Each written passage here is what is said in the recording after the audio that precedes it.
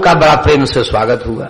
एक तो जगन्नाथपुरी की यात्रा में जा रहा था, तो जगन्नाथपुरी चले गए। एक बोले हम तो श्रीरंगम जाएंगे, तिरुपति बालाजी जाएंगे, ब्रह्मोत्सव हो रहा, एक वहां चला गया। एक बोला भाई हम तो बद्रीनाथ जाएंगे, गर्मी पड़ रही, हम तो बद्रीनाथ जाएंगे, बद्रीनाथ चला गया। एक जो है और कहीं चला गया, द्वारिका चला गया। तो अब देखो 4 साधु 4 दिशा में गए, पूर्व पश्चिम उत्तर दक्षिण। अब वो जहां जहां स्थान में रुकेंगे, कहो गुरु भाई कहां से हो क्या? अरे बोले हम वृंदावन से, मुख्य स्थान से हो क्या है।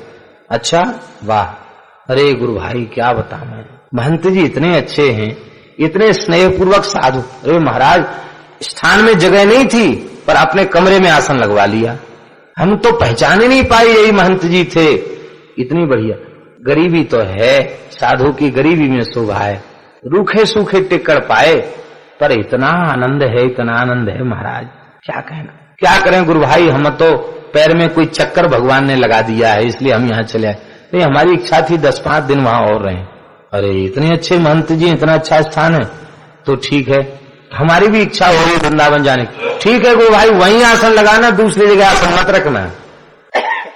अब दूसरे ने तीसरे ने चौथे से आप संत सेवा करने लग जाएं तो हिमालय की चोटी एवरेस्ट के ऊपर साधु पहुंच जाएंगे आपको सेवा देने के लिए।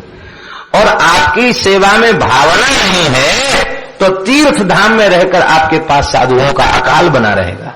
सुर साधु चाहत भाव सिंधु तोष की जल अंजलि दिए। संतों की बात क्या चले, साधु तो गृहस्थों के यहां जीवन भर पड़े रह गए, ये केवल भाव के भूखे हैं।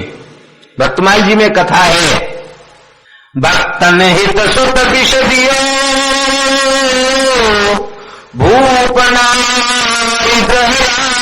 भूपति। राजा रोक लेता साधुओं को, महाराज रामनवमी करके जाना, फिर जानकी नवमी करके जाना, फिर अक्षय तृतीया करके जाना, और फिर महाराज गंगा दशहरा करके जाना, फिर गुरु पूर्णिमा करके जाना, फिर सावन का झूला करके जाना, फिर जन्माष्टमी राधाष्टमी करके जाना, और फिर क्वार में विजयादशमी करके जाना। अरे महाराज कार्तिक में तो कहीं जा ही नहीं जाता, कार्तिक में कहां जाओगे। ऐसी रोकते रोकते 1 वर्ष तक साधुओं की जमात को राजा ने रोका। घटना महाराष्ट्र की है। अंत में साधु बोले कि बड़ा विचित्र, ऐसे प्रेमी से तो सावधान रहना चाहिए, ये तो हमको सब तीर्थ धाम छुड़ा के घर में ही बसा लिया, चलें। सब संतों ने अपने अपने आसन बासन बांध लिए। सुनते ही राजा मूर्छित होकर के गिर गया, लगा राजा का प्राणांत हो जाएगा। उसी समय रानी व्याकुल हुई और रानी ने अपने एकमात्र पुत्र को विष दे दिया, पुत्र की मृत्यु हो गई। रानी रुदन करने लगी, महल में कोहराम मच गया। खोली दार कटी पट, साधुओं ने अपने कमर से पट बांध लिए थे, कमर कस ली थी जाने के लिए, खोल दिए, आसन बासन रख दिया, महल में प्रवेश किया। 1 वर्ष से जिनके यहाँ रह रहे थे उनके यहाँ दुर्घटना कैसे घट गई। भीतर पहुंचे, देखा बालक को विष दिया गया है। ये बालक को विष किसने दिया? रानी ने रोते रोते कहा महाराज आप लोगों के जाने से पतिदेव तो जीवित रहने वाले थे नहीं, मैं सती नारी पति का अनुगमन में करती, ये छोटा सा बालक किसके सहारे रहता, राज्य के लोभ में लोग इसको भी मार डालते।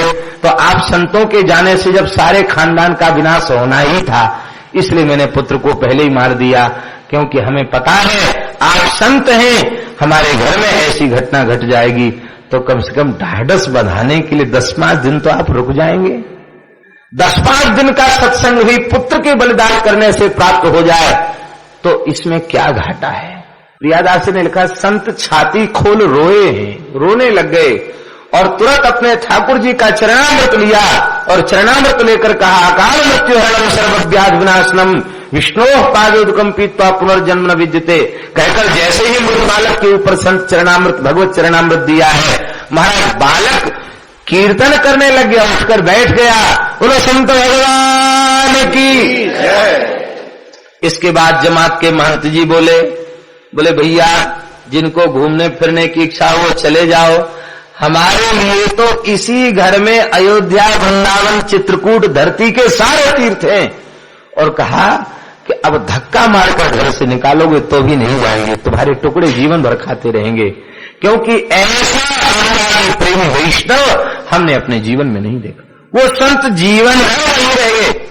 जूनागढ़ कोई तीर्थ था और नरसिंह जी के यहां घर में खाने को नहीं, कितने साधु रहते थे उनकी तो गिनती नहीं लिखी है। 16 तो सूरदास थे। सूरदास साधुओं का स्थान में निर्वाह कठिन हो जाता है, इसलिए हम लोग जानते हैं, इसलिए कठिन हो जाता। बेचारे सेवा तो कर नहीं सकते, उल्टे उन्हें किसी न किसी सेवक की जरूरत पड़ती है लठिया पकड़ने की। तो श्री नरसिंह जी के यहाँ 16 तो सूरदास थे, साधु कितने थे इनका कोई ठिकाना नहीं।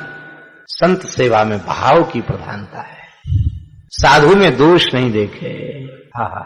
देखत ही नैन भरे, धरे पग और प्रेम वही पहचान के, जो पे घटी क्रिया कछु, देखियत इन मांगे। जो पे घटी क्रिया कछु, देखियत इन मांगे। कर ले विचार हरि की इच्छा मान के, कर ले विचार हरि की इच्छा मान के।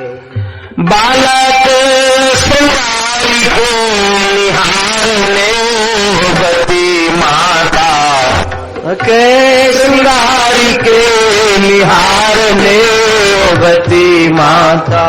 देत जो बिठोना कारो मीठी दर जान के, देत जो बिछोना कारो मीठी डर मान।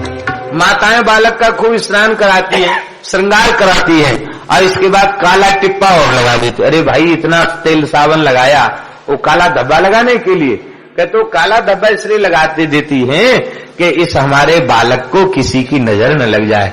इसलिए कोई महात्मा बहुत ऊंचे सन ऐसा स्वभाव का डिठौना ठाकुर जी को लगा देते हैं, हर व्यक्ति पहचान न पावे।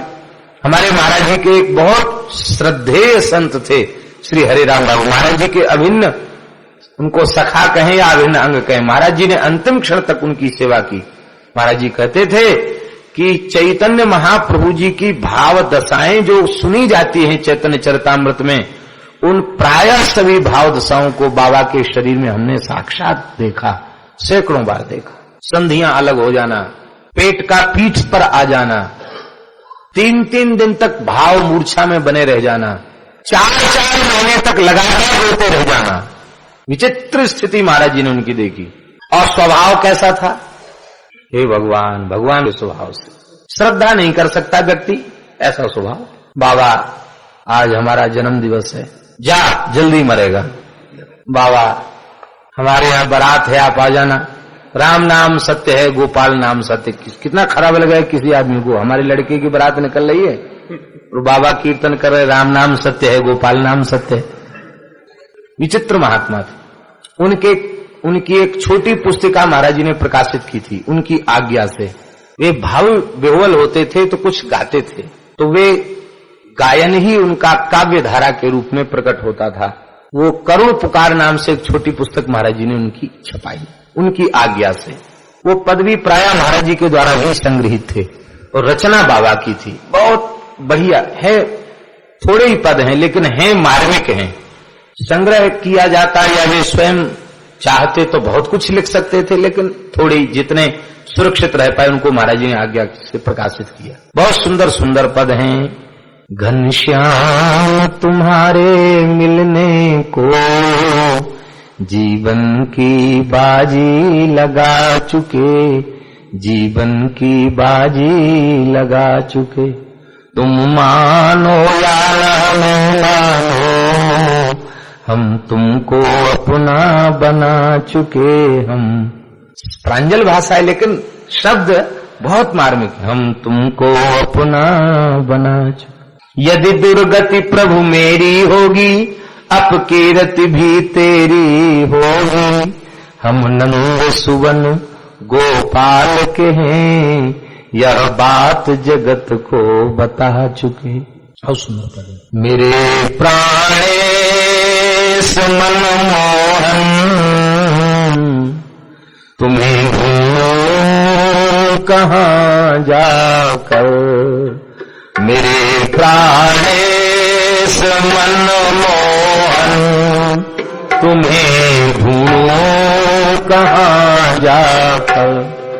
बड़ा बेचैन हूँ तुम बिन मुझे देखो जरा कर, बड़ा बेचैन हूँ तुम बिन, मुझे देखो जरा। तुम्हारी याद आते ही जरी आंसू की लग जाती, तुम्हारी याद आते ही आंसू की लग जाती, तुम्हारी याद आते ही झड़ी आंसू की लग जाती, तुम्हारी याद आंसू की लग जाती। फिर दिल में आता है, तो फिर दिल में आता है कि मर जाऊं जहर खाकर, तो फिर दिल में आता है कि मर जाऊं जहर खाकर, तो फिर दिल में आता है कि मर जाऊं जहर खाकर, फिर दिल में आता है कि मर जाऊं जहर खाकर। छिपे हो तुम कहाँ जाते हो बुलाने से, छिपे हो तुम कहाँ जाते हो बुलाने से, मजा क्या तुमको आता है, मजा क्या तुमको आता है, मुझे इस तौर तड़पा कर, मजा क्या तुमको आता है, मुझे इस तौर तड़पा कर। न भूलूंगा कभी उपकार अपने उस हितैषी का, न भूलूंगा कभी उपकार अपने उस हितैषी का, न भूलूंगा कभी उपकार अपने उस हितैषी का, न भूलूंगा कभी उपकार अपने उस हितैषी का, मैं अपने उस हितैषी का, मैं अपने उस हितैषी का, जो करवा दे मुझे दर्शन, जो करवा दे मुझे दर्शन, कन्हैया को यहाँ लाकर, जो करवा दे मुझे दर्शन, कन्हैया को यहाँ लाकर। अब मैं वहां जाने में समर्थ नहीं हूं, कोई पकड़ के ले आवे। प्रार्थना राम की तुमसे यही कर, जो दोनों है, तुमसे यही करे जोड़ दोनों है, प्रार्थना राम की तुमसे यही कर, जोड़ दोनों है, तुमसे यही कर जोड़ दोनों, समा जाऊं तुम्ही में समा जाऊं तुम्ही में, लिपट जाऊं तुम्ही से मैं, लिपट जाऊं तुम्ही से मैं, तुम्हें आनंद घन पाकर, लिपट जाऊं तुम्ही से मैं, तुम्हें आनंद घन पाकर, मेरे प्राणेश मनमोहन तुम्हें ढूंढूं कहाँ जाकर, मेरे प्राणेश मनमोहन तुम्हें ढूंढूं कहाँ जाकर। भाव स्थिति ऐसी थी, महाराज जी हनुमानगढ़ी में पुजारी थे, वो बाबा उस समय महाराज के पास गए, तो वहां रास लीला पहुंची, महारास हुआ अयोध्या में, तो बाबा को साथ लेकर महाराज महाराज में गए। बाबा तो जो लीला देखें या कथा सुने तो तदाकार हो जाते थे उसी क्षण। तो जैसे ही रास में गोपियों के मध्य भगवान अंतर्धान हुए और गोपियों को विरह हुआ, बाबा ने प्राण छोड़ दिए, निष्प्राण हो गया शरीर। शरीर प्राण रहित हो गया। वहां से बाबा के शरीर को उठा के लाए। अब गुरुजी से डर था, महाराज जी को कहाँ रखे उनके शरीर को, तो एक जगह छिपाकर शरीर रखा गया। ये निश्चय किया गया कि जब तक शरीर में दुर्गंध नहीं आती है तब तक शरीर का संस्कार नहीं करेंगे। 24 घंटे बाद पुनः प्राण शरीर में आए। प्राण शरीर में आए, फिर मूर्छित हो गए, व्याकुल होकर रोने लगे बस गोपी भाव में, हे प्रियतम, हे प्राण जीवन धन, हे श्याम सुंदर। किया गया कि जब तक शरीर में दुर्गंध जाऊं तुम्ही से मैं तुम्हें आनंद घन पाकर, मेरे प्राणेश मनमोहन तुम्हें ढूंढो कहाँ जाकर, मेरे प्राणेश मनमोहन तुम्हें ढूंढो कहाँ जाकर। भाव स्थिति ऐसी थी, महाराज जी हनुमानगढ़ी में पुजारी थे। वो बाबा उस समय महाराज के पास गए तो वहां रास लीला पहुंची, महाराज हुआ अयोध्या में। तो बाबा को साथ लेकर महाराज महाराज में गए। बाबा तो जो लीला देखें या कथा सुने तो तदाकार हो जाते थे उसी क्षण। तो जैसे ही रास में गोपियों के मध्य भगवान अंतर्धान हुए और गोपियों को विरह हुआ, बाबा ने प्राण छोड़ दिए, निष्प्राण हो गया शरीर। शरीर प्राण रहित हो गया। वहां से बाबा के शरीर को उठा के लाए। अब गुरुजी से डर था, महाराज जी को कहाँ रखे उनके शरीर को, तो एक जगह छिपाकर शरीर रखा गया। ये निश्चय किया गया कि जब तक शरीर में दुर्गंध नहीं आती है तब तक शरीर का संस्कार। 24 घंटे बाद पुनः प्राण शरीर में आए। प्राण शरीर में आए, फिर मूर्छित हो गए, व्याकुल होकर रोने लगे बस गोपी भाव में, हे प्रियतम, हे प्राण जीवन धन, हे श्याम सुंदर। फिर रास बिहारी का दर्शन किया तो लिपट कर रोए। उनको ये नहीं था कि रास बिहारी है कि प्रत्यक्ष। रास बिहारी की लीला, रामलीला, रासलीला को प्रत्यक्ष ठाकुर प्रत्यक्ष लीला का अनुभव करते हो, ऐसे अब स्वभाव ऐसा था। जयपुर में कीर्तन हो रहा था, महाराज जी भी थे और 3 मंजिल ऊपर पर पंडाल लगा करके भूरामल बजाज के यहाँ कीर्तन हो रहा था।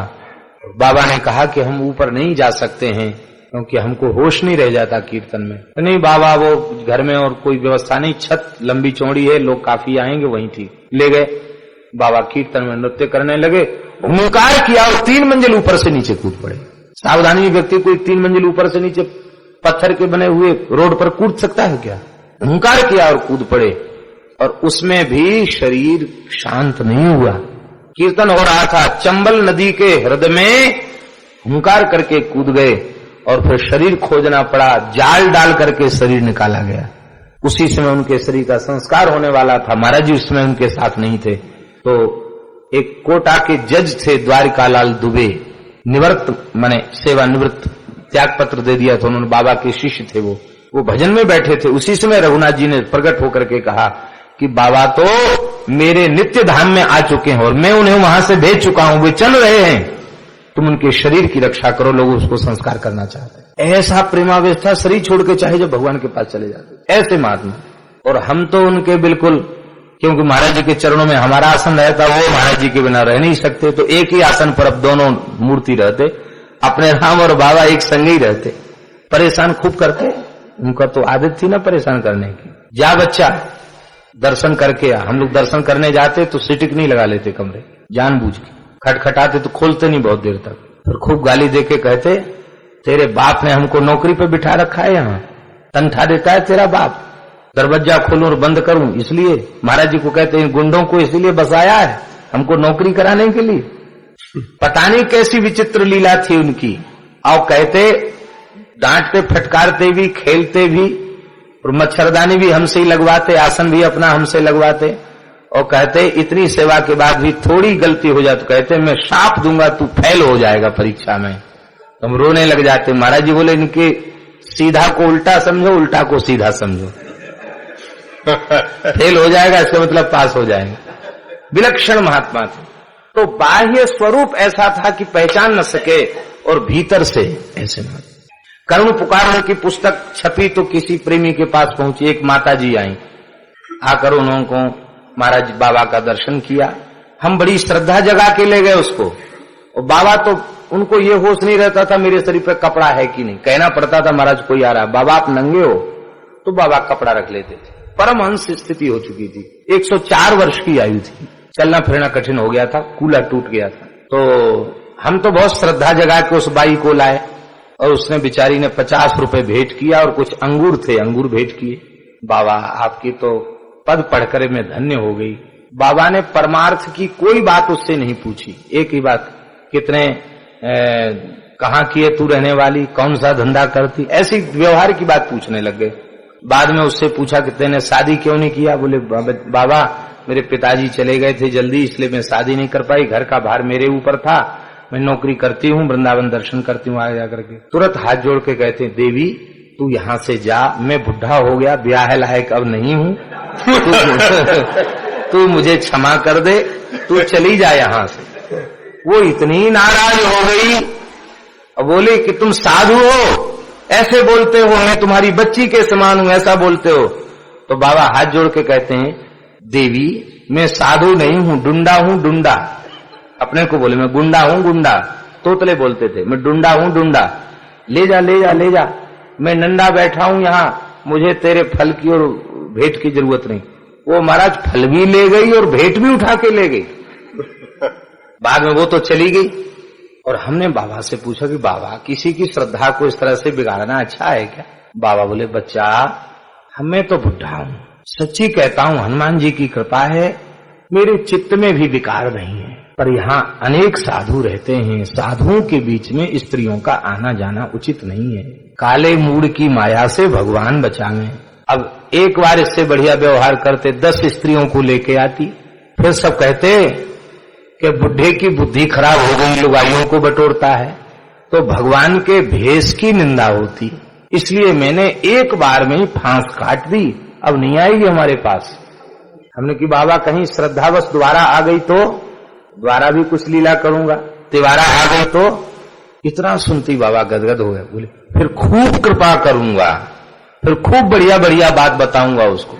इसका मतलब ये था कि चाहे कोई पुरुष हो या स्त्री, जल्दी वे किसी के ऊपर द्रवित होकर जल्दी उसको कुछ कहने सुनने लग जाए, ऐसा नहीं। खूब ठोक बजा करके तब कृपा करते थे बाबा। इसलिए सिद्धांत है, हमारे महाराज कहते थे, प्रियादास जी ने पद्धति बताई है कि ऐसा कोई विचित्र स्वभाव संत का दिखाई पड़े तो उसमें संत के संतत्व की हानि नहीं समझना चाहिए। क्या? बोले ठाकुर जी ने डिठोना लगा दिया है, डिठोना लगा दिया जिसमें लोगों की नजर डिठोने पर जाए, उनकी भक्ति पर नजर न जाए। हमें दर्शन का सौभाग्य तो नहीं मिला है, लेकिन सुना है कि पूज्य श्री बाबा महाराज भी कुछ समय ऐसी ही लीला करने लग गए थे। कहो सबके सामने तमाचा जड़ दें और फिर कहें कहो कैसा लगा, अच्छा लगा ना। तो बाबा भी ऐसी लीला करने लग गए थे। इन सिद्धों की लीला, महापुरुषों की लीला, इनका रहस्य कोई नहीं जानता। बाबा ने एक को डंडा मार दिया, हरिराम बाबा ने। महाराज जी ने कहा डंडा क्यों मार दिया, बेचारा रो रहा है। बाबा बोले इसकी अलख टल गई, अब इसका शरीर वज्र का हो गया। उसके बाद एक दुर्घटना में वो बच गया। बाबा बोले इसकी मृत्यु थी, मृत्यु टल गई। ऐसी थी उनकी छड़ी में ताकत के, छड़ी से मार दिया, वो मृत्यु टाल दिया उन्होंने। ऐसे सिद्ध थे। तो संतों की लीलाओं को कुछ भी नहीं कहा जा सकता है। संतों में भाव रखो, भाव के बिना सेवा संभव नहीं है। ये बात बहुत ध्यान देने की है। सेवा में पदार्थ की उतनी आवश्यकता नहीं है जितनी आवश्यकता भाव की। बहुत से लोगों के घर में प्रचुर पदार्थ पड़े हुए हैं, कोई भोगने वाला नहीं है, कोई उपयोग करने वाला नहीं है, लेकिन भाव की कमी होती है तो केला सड़ जाए पर वे किसी भूखे को नहीं दे सकते। सुर साधु चाहत भाव, सिंधु तोष की जल अंजलि दिए। बड़े प्रेम से संतों की सेवा भई। सेवा की ऐसी कीर्ति फैली कि अब श्रीमठ में जो भी संत दर्शन करने जाता वो रामानंद स्वामी जी से एक ही बात करता, धन्य है इनके गुरुदेव और धन्य है इनके शिष्य पीपा प्रताप राय जी। जय जयकार होने लगी। स्वामी जी कीर्ति सुनते तो रोम रोम खिल जाता, धन्य है पीपा। बोले पीपा जी के जैसी सेवा इस धरती पर इस समय कहीं नहीं है। सारे नगर में वैष्णवता की बाढ़ आ गई।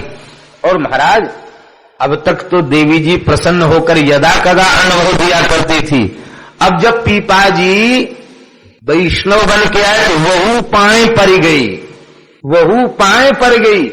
वो देवी जी भी प्रसन्न हो गई, कहा बेटा अब तुम्हारा जीवन सफल हो गया, हमारी आराधना उपासना भी सफल हो गई, धन्य है। और देवी जी की और अधिक कृपा आपके ऊपर बरसने लगी।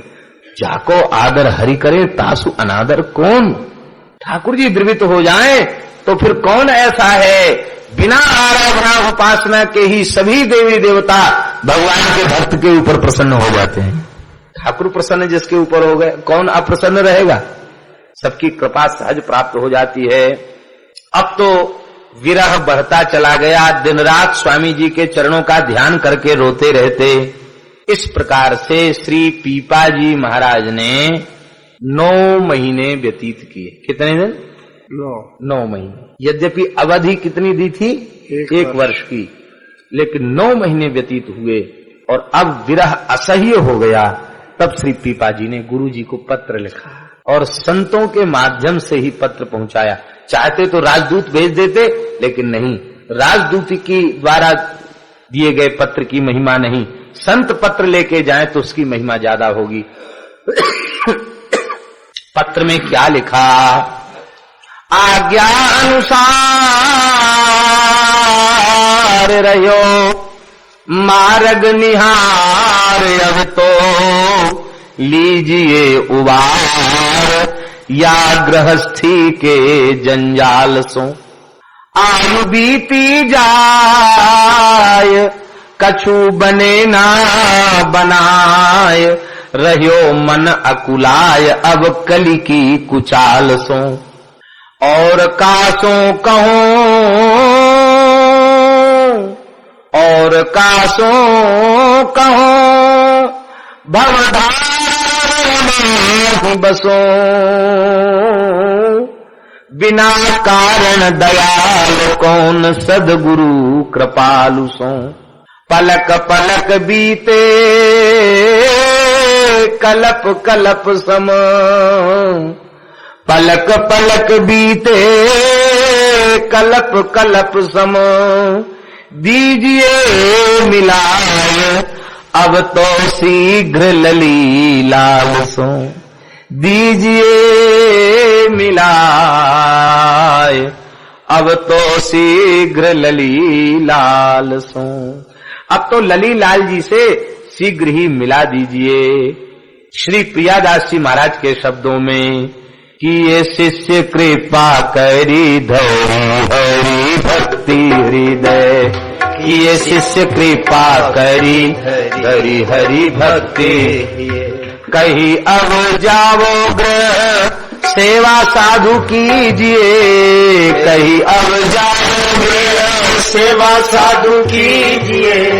बीते बरस जाने सरस टहल जानी,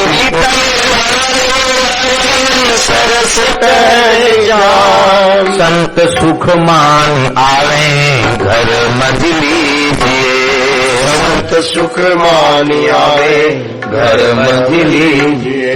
आज्ञा आए आए आज्ञा पाई धाम, किन्हीं हरिनाम आए